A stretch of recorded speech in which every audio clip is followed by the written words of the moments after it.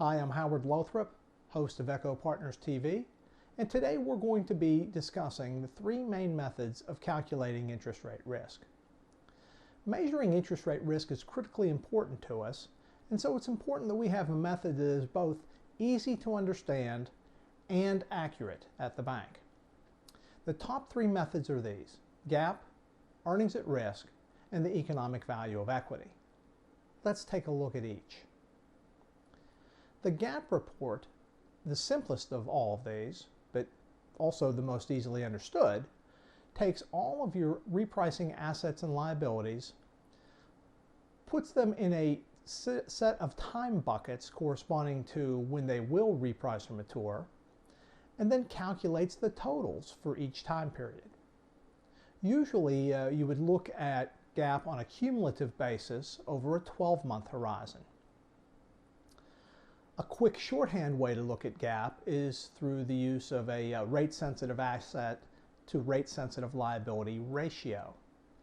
If your ratio is 1.0, that means that exactly the same amount of assets reprice as liabilities, and your position would be said to be balanced.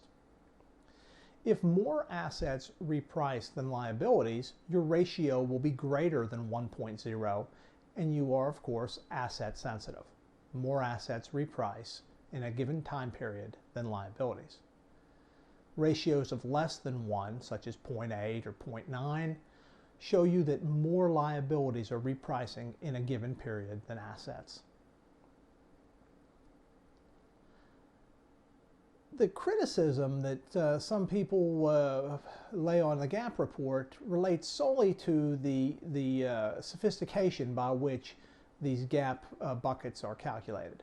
Again, they're calculated based upon scheduled maturities and repricings, so they don't accurately and fully encapsulate in a standard GAAP report all of the optionality, such as prepayments or calls.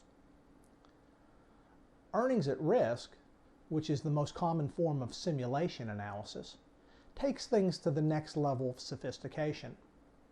Here again, all of your rate-sensitive assets and liabilities are scheduled out. Cash flow is scheduled, monthly typically.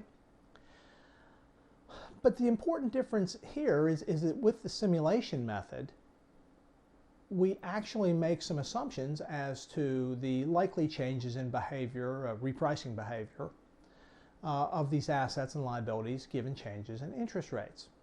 So for example, if interest rates are to increase, the investment portfolio probably lengthens. We get less prepayments, less calls, as does the loan portfolio. Of course, if rates fall, typically the opposite happens and prepayments and calls increase. So you can see quite easily that a simulation approach can give you additional information and an additional level of accuracy concerning your interest rate risk position. Typically, the earnings at risk number is measured over a 12-month period. However, with increased regulatory scrutiny over the past few years, more commonly now we're looking at not only the 12-month earnings at risk, but multi-year earnings at risk as well. The measure of long-term interest rate risk is the economic value of equity. The economic value of equity looks at the present value of all of your asset cash flows and the present value of all of your liability cash flows, and looks for the residual difference between them, which is your economic value of equity. Now, it's said to be a long-term measurement because unlike GAAP, where you have scheduled maturities and you're mainly interested in a 12-month horizon, or even earnings at risk, where again you're still typically focused on a 12-month horizon, EVE simulates these changes in your asset and liability cash flows over a very long horizon. How long? Well, however long it takes to fully implement complete asset and liability repricing and then to model the economic impact of that.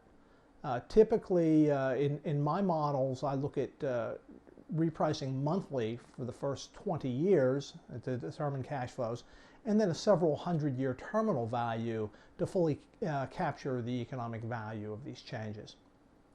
So there you have it, the three main methods of measuring interest rate risk: GAAP, earnings at risk, and EVE. Thanks for listening. We'll see you on the next episode.